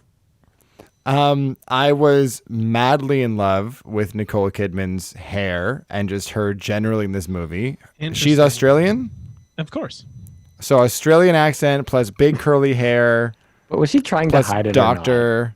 What's that? I think they were letting her do Australian at this point. It was it was a little diluted, but it was there. Okay. And I loved it. And I know that you guys hated it, but I liked the payoff with him thinking she was a prostitute in the hospital only because it was set up. You know what I mean? Because I saw the cop scene and I was like, what the fuck? What was that? And then it paid off and I thought it was actually pretty funny. Okay. Yeah, it would have maybe been funny if the punchline wasn't that he puts her hand on his dick. Like there's another punchline that I could see why that would work, but it was just like I couldn't watch and be like, I was like, "Ey." And then yeah, I guess. I think that's actually all I have. I don't really have any gripes for this movie. Can I add a gripe? I just remembered a gripe. Sure. The fact that your favorite actor there, Guy, when he's dying in his hospital bed, he says, I want you to drive my car. That would be like any one of us going into our normal Joe jobs and telling our boss that we're no longer working there and that this person will be filling in from you from now on, and that person having nothing to do with that workplace whatsoever. Yeah, I wondered about the logistics of that whole scene. Oh, but I did have a gripe. I did have a gripe actually with just the lighting on his face in the hospital during that whole scene, where he's almost entirely in shadow for some reason, save for like one strip of light over one eye. Because he's horribly disfigured. But internally only. Yeah. And there's one quick scene where Tom Cruise is in the car and we hear him yell, "Son of a bitch!" But it's a close up on his face and his mouth is not moving at all. I noticed that too. Yeah. Wow. That's my biggest gripe. That's it. There's a bunch of that with him and Carrie Elways, where they have ADR that's done. Yeah, Carrie Elways is in this fucking film. Oh, sure right. Is. That's a like of mine. Yeah. with just like one of the best like shit-eating grins in Hollywood at that time. Yeah. And they put those little Morpheus sunglasses on him, and you just hate his guts. You hate his guts right away. You're like, he's a piece of shit. Guy. What a fantastically versatile actor. Am I right? Yeah, you can really hate him. To go from an instant villain to the guy in Robin Hood Men in Tights. Yeah. You know who Princess I Bride. know him as? Growing up, I didn't see Princess Bride growing up, but I used to watch and love the live action Jungle Book. And Is he in that movie? From the 90s though, like the old one, not the newer like quote not unquote the live Jon action Favreau one. Right. Yeah. No, like it's actually live action, and he's the main villain. That's how I know him. Sick. Oh, He'd be shit. great. He's also in Twister. He's pretty good in Twister. Yeah. He's also in Saw. What else is Carrie Elways in? Let's Saw? talk about it. He's in Saw. We should do a Carrie Elwes Day We should, but I don't. week. I think he kind of. I don't know any shitty things that he's been in. Sure, they're out there. I'm sure. He also has like a whole recurring part on Stranger Things, like throughout an entire season. Oh yeah. Yeah, he's Oh, like the yeah. mayor. Oh yeah, He that's pops right. up. Yeah. So good. He's so good. He is Love you, good. Carrie Elways. Come on the show. Yeah. Oh my Oh, god. that actually is so dope. Okay. All right, Driven. What do we got? Let's make that our Cool. goal. Can our goal of this podcast not to make any money, but just to get Carrie Elways to come on the show once? Absolutely. Great. Oh my god, that's a crazy enough goal to actually be achievable. I feel like we could maybe make it happen in a couple. Well, of we'll years. ask him I'm what done. films he wants to do, and Yeah. I'm sure he's got great ones. Yeah. Yeah. So I think because look, we're not gonna make money, but I want to do that. I want to get Carrie Elways on the show. Hashtag get Carrie on the show. Ket, where are you, Carrie? It's clunky. Hashtag Hashtag Carrie say Ellis Carrie. Citizen Kane. Our name is clunky. Like there's no Hashtag- way to Carry me Elways. carry up that. I mean, that's like there's something there. Driven. Like Driven. the Water grapes. fly out of my nose. I mainly just have a couple likey gripes because like Okay. this movie did sometimes hit the thing where it was so bad that I was like, awesome. Yeah. Yeah. So just Oh, you guys are the fact- crazy. You guys are crazy. This fact that movie there's a never scene- got there. There's a scene where Blondie, whatever, he's won a race or whatever, and then there's just like this prolonged couple shots of people just smiling and clapping for him, and then shots of like his brother and him just like wistfully looking away and smiling like, jeez, and like looking down and stuff. I just thought it was so amazingly on the nose and tacky. I kind of love that stuff sometimes. I love and hate that Stallone clearly just wore his own clothing from home on set every day. It's my movie. Why would I wear anything I don't want to wear? Everyone else had like fucking Gina Gershon is being put in crazy like denim tank tops and denim pimp hats, but then he's just like in his regular clothes. I thought that was hilarious. And then a definite, I guess I had grape, but it's a leggy grape because I hated it. The CGI of them racing in the rain, and they had this one CGI shot of the rain droplets like hitting the visor, and it is just so bad. It looks like a bad screensaver. Like, But that was from the another 90s. moment where the water is hitting the visor, but he's also going into one of his weird acid flashbacks. Yes. So the whole It might thing be both. Yeah. So here's my thing about that, because you're talking about it being him going into the zone, but the entire road ahead of him blurs out of focus. Not the entire. No, the peripheral blurs out of focus, and it's supposed to be like tunnel vision. Like the focus is tunneling in on. I think it's okay. blurred ahead of him because he's going so fast, so you're seeing the like speed blurring, but Right, the fuzziness is like, and he's just Right. seeing the apex of every turn. You know, especially at the end when they're clearly driving down a straight piece of track for hours. But the focus vision is these windy, twisty bits, and it pulls out to the wide shot, and they're still just on a straight road. Oh, so bad. Yeah. Are you done, Jack? Yeah, that's it. What do you have, Sean? Likes and gripes. Driven. I like the pick that is clearly just Bert and Sly from the 70s going to some club. I liked Robert Sean Leonard in this, the brother. I liked him. I think he was hammy at the beginning, absolutely. In the end, I thought he pulled that monologue off where he was telling his brother like why he's being such a dick to him. Thought he nailed it. So Yeah, that's fine. I'll give you that. Agreed. I'll give you that. and my another like is the line, Tanto and Bly are double teaming the entire field. Gripes. The hip backing tracks. Why so much music? Announcers. The use of women.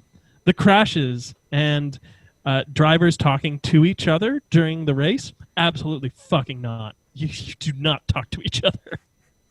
Done. Yeah. Most of my gripes have been talked about, and my likes are pretty much just lines that I liked from the movie. So here we go. You loved all the movie, we know. What's that? You loved the entire movie, start to finish. I love the entire movie. So my first favorite line is, "Hi, I'm Sophia," to the brother, and the brother just responds with, "That's your problem."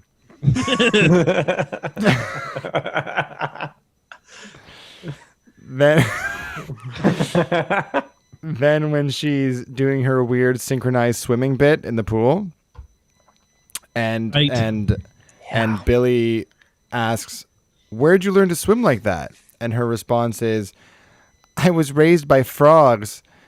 Ribbit, ribbit." It was sexy. It was a real sexy moment.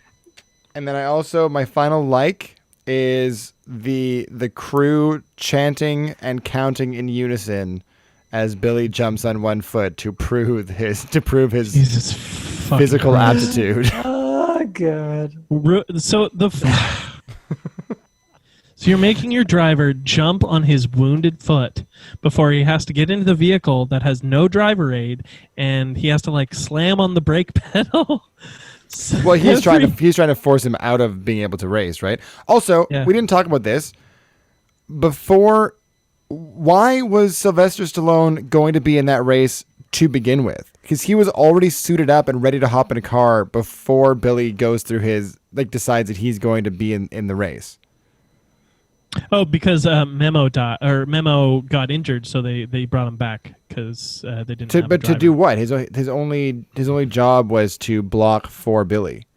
Yep. Okay. Because Stallone wrote it, so shut up. Yep.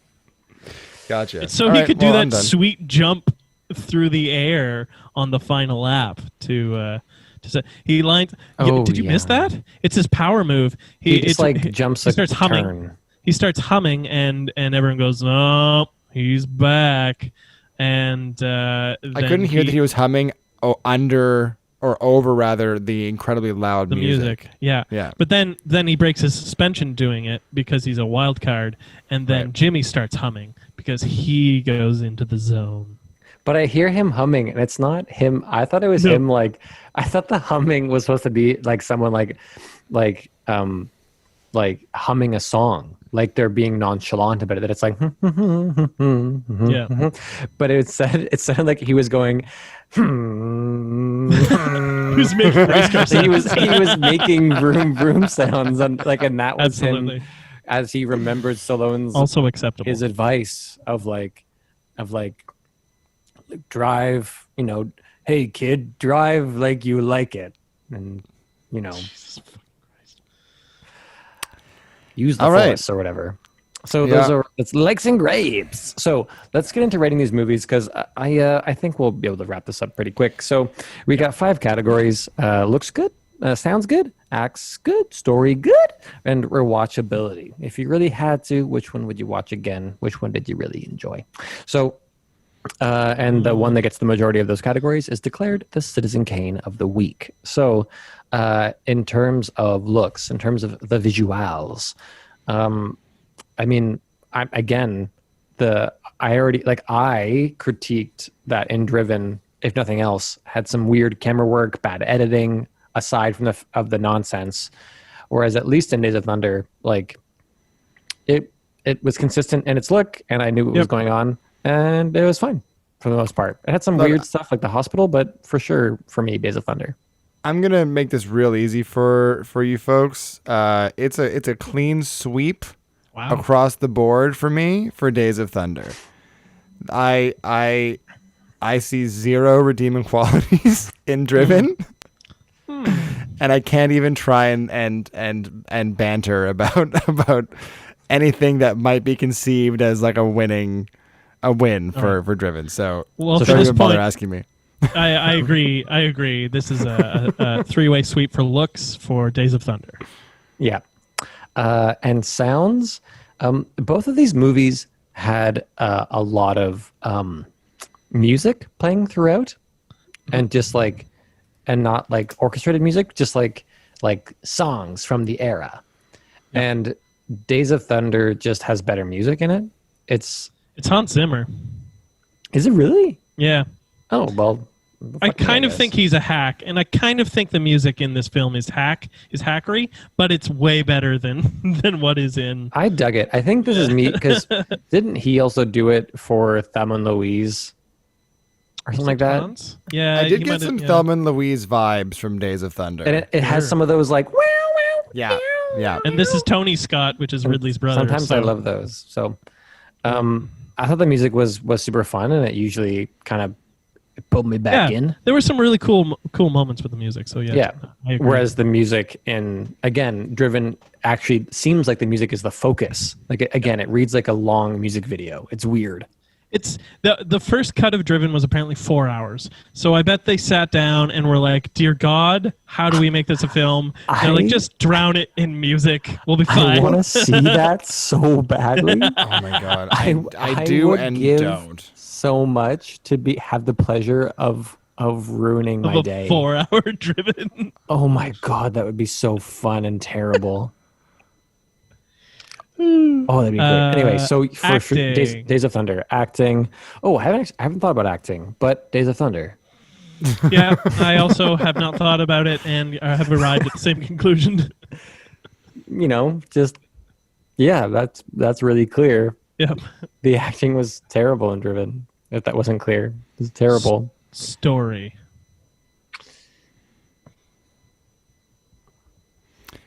Ooh, interesting. There's room for conversation here. Okay, now I mentioned that the tone, right? I did say this. The tone of Days of Thunder could be sometimes a bit, ooh, where am I? And then I also mentioned that literally every scene would finish in Driven, and I'd have no memory of what just occurred. So, yeah, obviously this point goes to Days of Thunder still because it was a movie. All right, just for variety, I'm going to give it to Driven. Explain yourself. Yeah, explain a lot. All right. Mostly because it doesn't matter. But I think I followed the through line of Jimmy Bly's trajectory. No, that's a lie. I'm giving it to Days of Thunder. Yep, Days of Thunder. What are you talking about? Days of Thunder. It was really fun watching you try to pull that one out, though, Sean. I will say, yeah. You tried to use the word "understand" in a sentence describing the movie Driven, and it didn't work. Understand, yeah. Rewatchability. Ooh, Talladega Nights. Absolutely, that is also my pick. Can I give the point to Talladega Nights for rewatchability? Is that allowed? Well, I don't know because I'm giving mine to Driven. You shut your whore mouth. Are you kidding me? Yep. But how and why? Because Days of Thunder, I don't think is a particularly good film. It's not. Yeah. It's fine. I think it's pretty good, guys. I can't erase my bias of being a race fan, and I think Days of Thunder does more by trying to be a credible film to ruin the sport that I love than Driven does by obviously being a piece of shit. If that makes sense. Right, okay, but if we're going based on what the category is, did you can honestly say that you enjoyed your experience with Driven more than Days of Thunder? Because it's so batshit insane. It's the same reason. It's less of an affront to your love of to racing. Yes. Is that when something affronts racing? Is that being racist? Yes, absolutely. We had the term first, actually. No. So you're saying Driven is less racist? Both these films are horribly racist, but they also do feature no black people. Absolutely none. They are all like the whitest movies I think I've ever seen. And I will give Driven the kudos of having a female speak that partially isn't there just to be fucked by the protagonist, although eventually they all. Which one is that? Yeah, who are you talking about?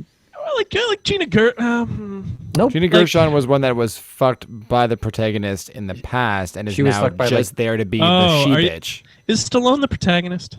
Or is Stallone the wizened old guru who is brought along for guidance? Oh, that's a trick question, right? Yeah, it's terribly unclear, but podcast. I think that in Stallone's eyes, he is the protagonist, and so In the ergo, producer's he is eyes, the it's the protagonist. young hot guy. Yeah.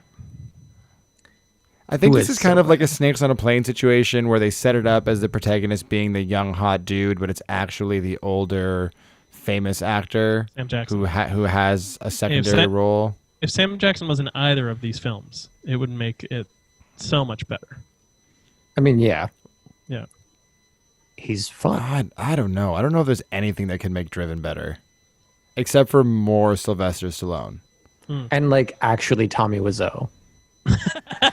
Hey, I'm just driving this car real fast. I would have loved for just like Was multiple that your shots, Tommy Wiseau? multiple shots of him taking off the helmet and like shaking out his long hair, Yeah. and then he would step out and like pop champagne in a weird way somehow, He put it down his pants. and there'd be like the crowd would be way smaller than it's supposed to be. It would just be like 8 people cheering instead of like a whole bunch, and they'd be like, "We love you, Tommy." And he'd be like, "Let's party!" Like it would be just weird, and that would be way more fun. Jack, we're waiting on your rewatchability vote. Yeah, I'm not gonna watch Driven again. I honestly I couldn't. I don't even feel like I watched it the first time. I'd watch Driven over Day. I can take nothing more from Days of Thunder. I think I've completely watched that movie. Okay, hold on. to To its these movies entirety. again, but Wait a second. Yeah, I would probably watch Days of Thunder again. You're saying that there's nothing left to be taken from Days of Thunder, and therefore Driven is your pick because there's more to be mined from Because Driven? it is astounding that this film was put together. Okay. All right. That's fair. I'll put it this way with these movies. This is like a way I'd redefine this category. If I walked into a room and let's say Dan was watching Days of Thunder, I would like sit and watch Days of Thunder with him. Right. If I walked to a room and you were watching Driven, I would like walk out of the room, or I would like look at my phone. Like I wouldn't. No, you wouldn't. I You wouldn't. wouldn't. You would sit down and you would watch the film with me, and we would laugh at it together. If I mean, you've never maybe. seen Driven, you'd probably sit down and watch Driven because from start to finish, every scene is a what the fuck moment that just grips you with how bonkers it is. Yeah. But I like that description, Jack. I think that's true. I think that having seen both these movies, I would sit down and rewatch Days of Thunder. I would like force somebody that I want to torture to sit down and watch Driven Yeah. as a prank. Like Driven is a movie. Driven is a movie I would Where you're sell. like, bro. You're like, oh, you got to see this movie. I love this movie. It's so good. Yeah, You're gonna exactly. love it. It's so Yeah. good. Pranked you. So I would give it to. You've been damned. It's going to Days of Thunder, and Yeah, it's a clean sweep. it was almost our cleanest sweep yet. Almost. As I got 14 out of 15 potential votes, and all but one from you. So I guess we'll have to wait to see if a movie ever gets that elusive 15 of 15. I don't think we've had that. No, this is the closest. Yeah. So that means that the Citizen Kane the Citizen Kane of the week is Days of Thunder. Days of Thunder. Yay! Congratulations, Days of Thunder. Days of Thunder. Congratulations, Days. Okay. So yeah, good job. And Driven was terrible. Thanks, Sean. So, I think next week is going to be our Christmas episode. Sure is. Sure is. And time flies. I know. We're not. We're not passing our decisions around this week. We've picked this one together of what movies we're going to review next week, and I think we found something that we're excited about because it's perfectly stupid. So next week we are going to have a very merry. Do I remember what movies they are? Yes, I do. Yeah. Christmas movies have such similar titles. I actually might need help with this. So no, I got it. We're having a very merry Tim Allen Christmas, and we are doing the Santa Claus, right? Mm-hmm. Yep. The Santa Claus versus Christmas with the Cranks. Indeed. Cranks. So the Santa Claus versus Christmas with the Cranks. And we're just looking forward to celebrating a very merry Tim Allen Christmas, as they all are, I would argue. Every Christmas is a merry Tim Allen Christmas. I mean, I'm not a Christmas person at all, but I'm very much looking forward to watching the Santa Claus again. Yeah. I haven't watched seen it as a in kid. Years. I did, and I enjoyed it. No, don't think I've ever seen Cranks. I think this is another movie that I was forced to watch like mid-year with Marisa. You got to talk about your weird Christmas rituals here, bud. Believe me, man, I've protested at length, but she has a soft spot for Christmas movies, no matter what time of year it is. So I just get dragged along sometimes. You probably have like a normal affiliation, like a normal affection for Christmas. You're just like comparing it to her like year-round desire to watch Christmas movies, and you probably maybe you just feel like I don't know. I don't know what like a normal relationship to Christmas is supposed to feel like, but I've never had one at all. Like I dread family gatherings. I don't like getting people gifts. I'm not a huge fan of receiving gifts. I do like getting people gifts, but not when I feel like I'm forced to on Christmas. I'm the same. Yeah. So I kind of look at it as like a schlocky commercial holiday. I think that's why we're friends. Yeah. We never buy each other gifts ever. I mean, I do love the religious aspect. I do love celebrating God on Christmas. Of course. You're a very Holy Spirit. I'm nothing if not a very devout Christian man. Mm-hmm. And also with you. I'm not. Yeah, and also with you. Also, hail Satan and fuck. Hail Satan. Yeah, hail Satan. So, the Santa Claus versus Christmas with the Cranks next week. I have an I don't have a Thanos again, but I do have an alternate ending for Driven. Do it. Yeah. I forget the original ending, so hit me with this one. This happens just before the ending. So there's a scene, and I think it's Sly talking with Burt Reynolds in the wheelchair as they've just won the race, and they're having their final you did it moment. I think it's Sylvester, and I gotta go, and he wanders off. And the shot in the real film is just Reynolds in his wheelchair, surrounded by the crowd of people that are all running towards the victory circle.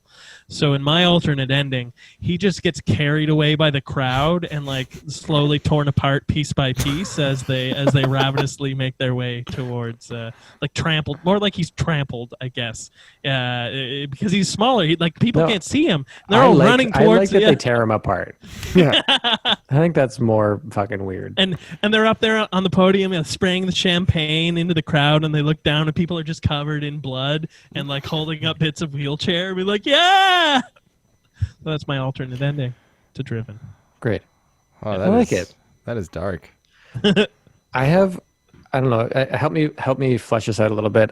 I had like a joint Thanos teaser. I think it could work for either one of them. I think it's like a crossover Thanos teaser, where it's like Tom Cruise is older and he's in a barn.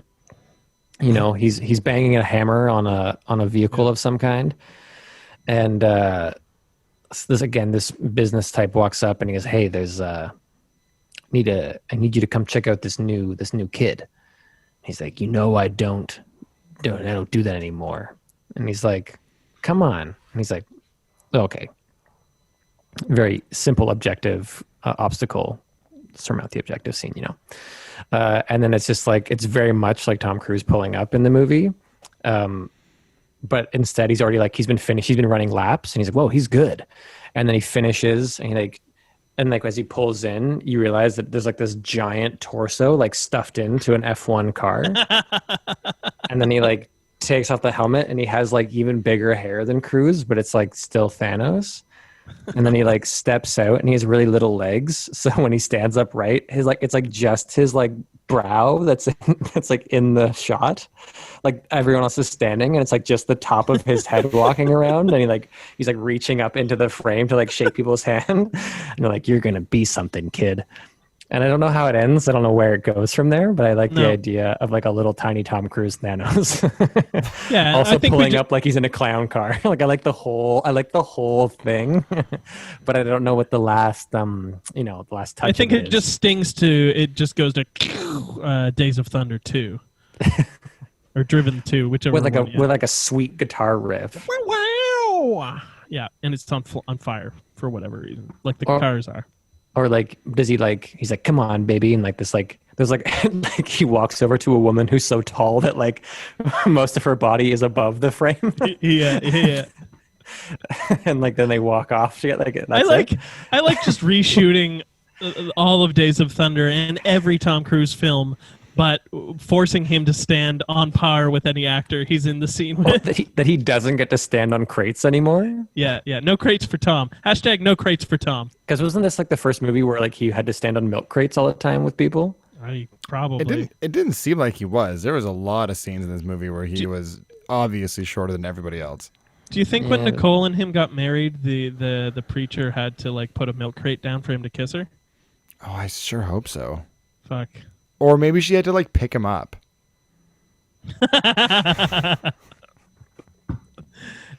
Beautiful. Daniel, Perfect. do you have any anything? Anything No. to add? No, nothing to add. Okay. I hate Christmas. I feel like you wouldn't have liked Days of Thunder as much maybe if you weren't completely. You seem just so upset having watched Driven. Yeah. That you're like so mad. Well, that you're like, I hated the movie, and therefore I love Days of Thunder. I liked Days of Thunder from start to finish. I had that feeling as soon as the movie was over, even before I started Driven. But I almost texted you, Sean, like 5 minutes into Driven, being like, "What the fuck are you doing to me right now?" 5 minutes into the 15-minute montage that opens Driven. Yeah, you got it, man. And it was the first time in a long time where I was actually like screaming at my TV. Wow. Being like, "Fuck you, Sean." I thought you'd enjoy Driven just for its pure idiocy.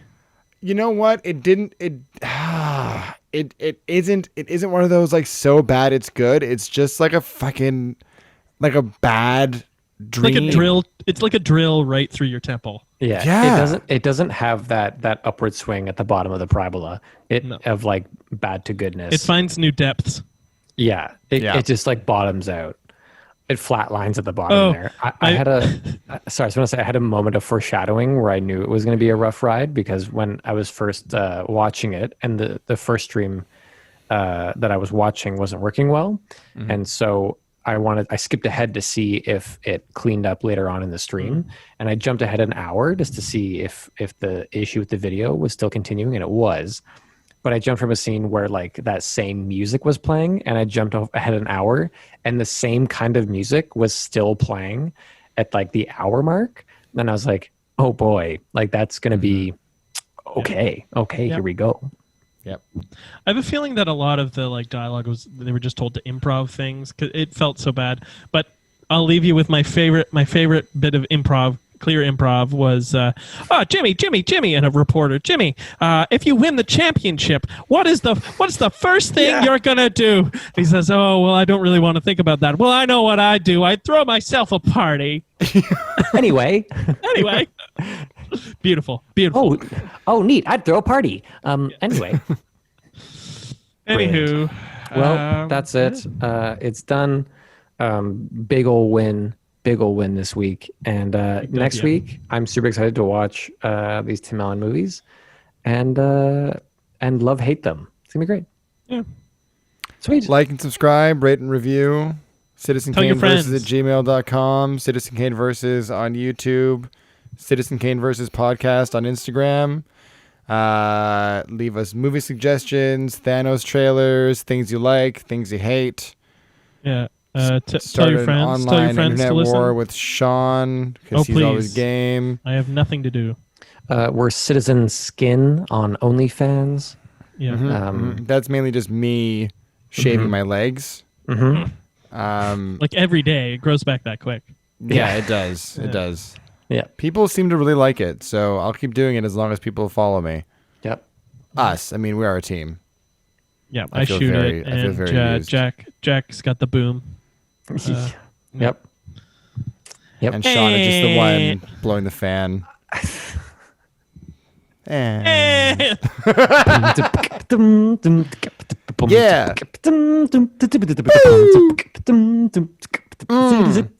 Citizen Kane versus.